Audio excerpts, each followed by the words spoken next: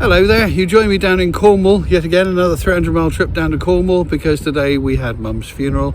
Lovely send-off, lovely to see some old members of family and old school friends, and she had a good send-off. It was good life lived well, and we saw her off in style. And we also had far too much to eat and drink afterwards, so I've just come out for a walk in her town of Hale. She lives in a place called Hale, and up above Hale you've got Upton Towers, which are these strange grassy sandy hills above the sea. And in fact, what you can see in the distance there behind me, that's Carvis Bay and St Ives. This is the curve of St Ives Bay, and over that way you can probably just about make out Godrevy Lighthouse here. It's like here somewhere. Yeah, it's a lovely part of the world. Mum used to walk her dogs here every day, so it feels somehow fitting to end the day walking around here. There's not going to be much more from Cornwall because I'm driving back again tomorrow morning, and it'll be back to normal for the videos, but I thought I'd just give you 2 or 3 minutes of views walking over the towns here. Enjoy!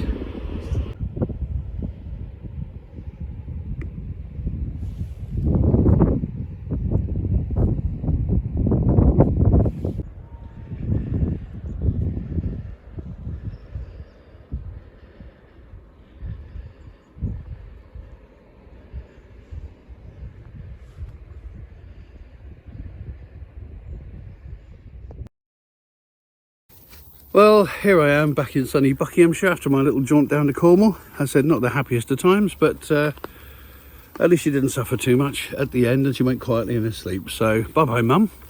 Meanwhile, it's back to the real world and back to real life. So I'm out with the dogs. They've had a bit of a holiday from me. So one of my neighbours, who's a lovely lady called Liz, in fact, she's the owner of Alfie, if you remember the dachshund I used to go and take out for a walk now and again.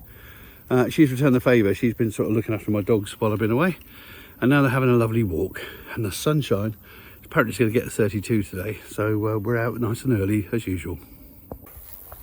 Everything is still bone dry. We haven't had any decent rain here for maybe a couple of months, at least, maybe 3.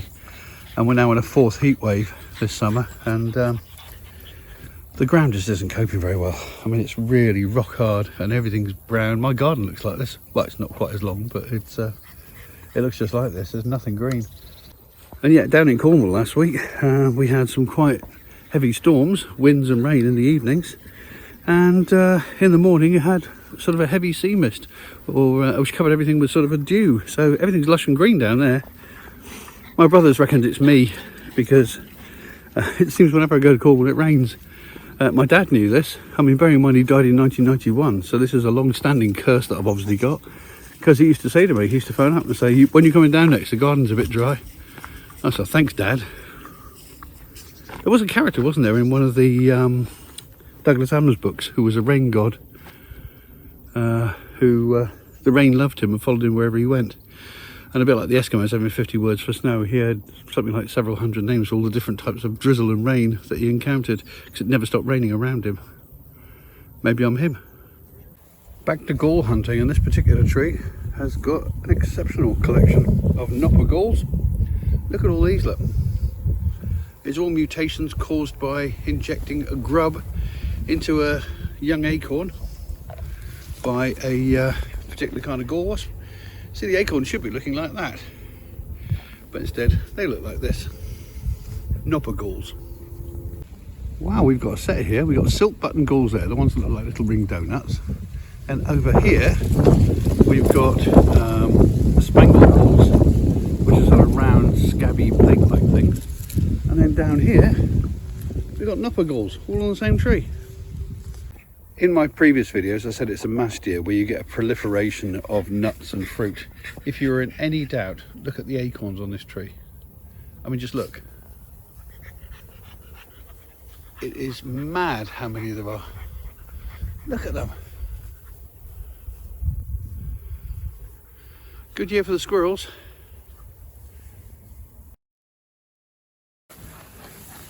Another early morning walk. I think that's going to be the pattern for the whole of this week.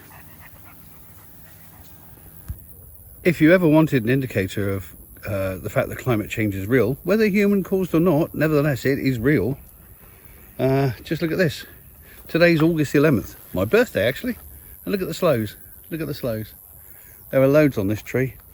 When I was a boy, let's go back 50 years ago, when I was 14, we were always told not to pick the sloes until the first frosts. The idea was, you see, that the first frosts would actually freeze the sloes and split their skins, or blet them. It's called bletting. And that means when you pop them into your gin, you'd actually get a half decent release of all the juices and the flavours and the colour. But they'll all be gone before the first frost. We won't get the first frost until December, January. It's August. Yeah, the seasons are definitely changing. Good season for haws too. Look at this hawthorn, absolutely covered in red berries. All of these are edible. They taste a bit like a sort of slightly flowery apple, but they're great in jam. You can also make hawthorn ketchup using these haws. Fabulous. Easy to identify because they've got this little star-shaped petal on the front of them. Can you see it? It's like a little tiny 5-pointed star shape on the top of each one. Very easy to identify. And the leaf's quite easy to identify as well, because it's always got this sort of bifurcated look like that, usually with about 5 lobes, 3 to 5 lobes. I'm told that there's been a bit of a plague of ladybirds this year. I was just looking here, look, little red pops you see everywhere on these plants. There's a lot of them about. Also a lot of grasshoppers around as well. Seen a few hopping around the grass here.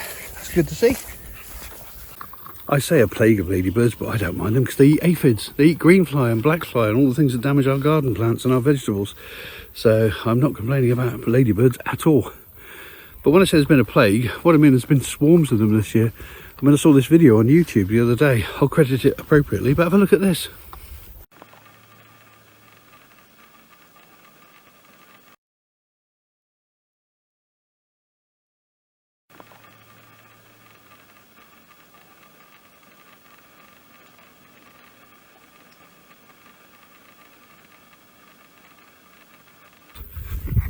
That's extraordinary, isn't it? But at least it shows that insect numbers are on the rise. And having done 1,800 miles of driving in the last few weeks, it's interesting how dirty my windscreen is on my car, because I'm sure the number of spatters on my windscreen has increased dramatically, which is really, really good news, because a couple of years ago there was hardly any. Okay, not so good for the insects that hit my car, but nevertheless a good indicator of how many insects there are. It's glorious out here with this... Oh, you're so noisy. It's glorious out here, 7 o'clock in the morning, and having another early walk into the middle of our 4th heat wave of the summer. It's going to be up around 32, 33 today, I think. Celsius, that is, obviously. Beautiful out here, and it's already warm. So this is the only time that's sensible to take the dogs out. They're going to spend the rest of the days lying in front of a fan, panting. The rosebay willow herb is all going to seed now. Can you see how it's developed these long pods? Well, the pods split open like bananas. And you can possibly see some here. And there's all this fluffy seed inside. Look at it. Incidentally, that is really good stuff to collect if you're camping, because it makes fantastic tinder. If all you're doing is using a steel to create a spark, a steel and a flint to create a spark, that catches really easily. The other thing to note is as the plant starts dying off, the leaves turn this vibrant red and orange, and when you get a whole stand of this, it looks like it's on fire, which is another reason why it's also called fireweed. You can really see the fluff here. Look at this. Have you noticed the lack of birdsong? There is a good reason for that. It's because birds are getting ready for the autumn and the winter, and what they do is they change their clothes, basically. They preen out all their old feathers, some of which will be damaged, and they grow a whole set of new feathers, including slightly warmer feathers, all ready for the colder months. And of course, if they're pulling a lot of their feathers out, their ability to fly is slightly compromised. So what they do is they tend to hide away in their nests or hide away in certain areas until the feathers have grown out enough, and not draw attention to themselves, which is sensible, isn't it? So yeah, it's always a bit quiet this time of year. It's normally full of birdsong, this little area, this little ash tree field. And frankly, I can't hear much apart from the chuffing of the pug.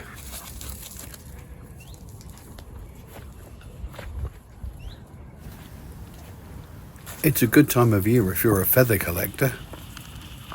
Why do birds suddenly disappear? Dee-dee-dee, dee-dee-dee. Art update. Well, there's not been a lot of art going on in my life over the last week or so, simply because I've been so busy. Plus, of course, I had to go down to Cornwall, Mum's funeral, and sorting out all the bits and pieces you have to sort out when you're winding up someone's estate. It's also come with a weird realisation that I'm now the oldest Colgan. I mean, I was 64 a couple of days ago, and I'm now the oldest Colgan. My grandparents are gone, my parents are gone, all my aunties and uncles are gone. I've got 2 younger brothers, and all my cousins are younger than me, so I am it. I'm now the patriarch, which is a very weird realisation. And as one of my brothers said, must mean you're next. Thanks, bro. But yes, it means there's not been a lot of time for art, but now that things have settled, there's still some paperwork and chatting to solicitors and selling mum's house and all those sorts of things to sort out, but they can, take their time. There's no rush. And it means I can get back to painting. And what I've done to start with is I've returned to a painting I did a while ago that I was never entirely happy with. Remember this painting? And do you remember also that I said that I was unhappy with it? There was something about it that didn't quite work for me. I think I figured out what it was. I think the point was that it didn't have a focus. There was nothing that the people were reacting to other than the stone itself, and that wasn't enough. If there'd been a symbol on the stone, or a person tied to it like a sacrifice, it all would have made sense. So I decided I needed a focal point, and I was sitting doodling in my sketch pad when I came up with this, and I realised that's what was needed. So today I've painted in the silhouette. Now I'll start adding the details. The other big bit of news this week is that I'm retiring in December, which is great. Basically, the university, like a lot of universities, needs to shed a bit of staff for monetary reasons, and because of my age and because of my seniority, it's a good time for them to let me go on a nice severance package. And when they told me how much they were offering, I thought, do you know what, I should. And the other thing is, of course, it lets younger colleagues have more chance of staying there and developing their careers, because some of them are still in their 30s and 40s, So yes, I've taken the package. So December will be my last pay packet, and I will be officially a retired man. It's amazing how much I cram into my life already. So I'll obviously be able to retire a lot more in once I don't have to go to work every day. So you can expect all sorts of nonsense starting from December. In the meantime, I'll keep up all the usual stuff, and I hope you like it. Anyway, in the meantime, that's it for this week. Toodle-pip.